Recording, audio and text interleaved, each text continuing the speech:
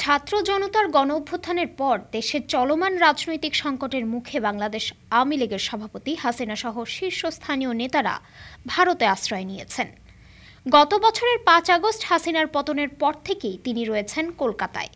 শুধু তিনিই নন, কেন্দ্রীয় ও প্রভাবশালী অনেক নেতাও এখন বসবাস করছেন ভারতের পশ্চিমবঙ্গের বিভিন্ন এলাকায়, বিশেষ করে কলকাতার Rajarhat, New Town, Behala, Park Street, Salt Lake, Ballygunge সহ অভিজাত আবাসিক অঞ্চলে।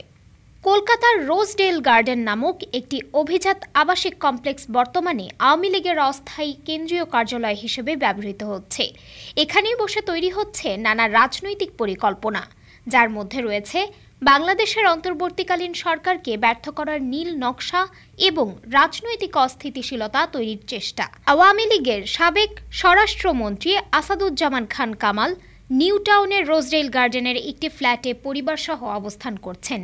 নিচতলায় ভাড়া নেওয়া আরেকটি ফ্ল্যাট এখন কার্যত আওয়ামী লীগের দলীয় কার্যালয়। প্রতিদিন বিকাল ৫টা থেকে সেখানে বসছে নিয়মিত বৈঠক।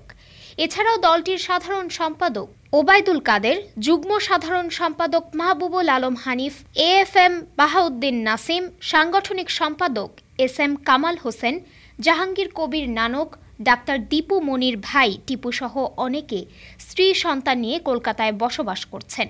কেউ কেউ তাদের সন্তানদের ভর্তি করিয়েছেন ভারতের শিক্ষা প্রতিষ্ঠানেও। সূত্র জানায়, কলকাতায় আশ্রয় নেওয়া নেতারা সামাজিক যোগাযোগ মাধ্যমে নিয়মিত যোগাযোগ রাখছেন এবং দেশের অভ্যন্তরে বিশৃঙ্খলা তৈরিতে নেতৃত্ব দিচ্ছেন। বাংলাদেশে চলমান অস্থিরতায় বিদেশে পালিয়ে থাকা এই নেতাদের সরাসরি ভূমিকা রয়েছে বলে অভিযোগ উঠেছে। তাদের কার্যকলাপের লক্ষ্য বিচার থেকে রক্ষা, নির্বাচন প্রক্রিয়া ব্যাহত করা এবং রাষ্ট্রকে অস্থিতিশীল রাখা। এক সাবেক প্রভাবশালী নেতা বলেন, ঢাকার টিকাটুলির রোজ গার্ডেনে ১৯৪৯ সালে আওয়ামী লীগের জন্ম, আর এখন কলকাতার রোজডেল গার্ডেনেই চলছে তাদের টিকে থাকার লড়াই। ডেস্ক রিপোর্ট, আজ বার্তা, ঢাকা।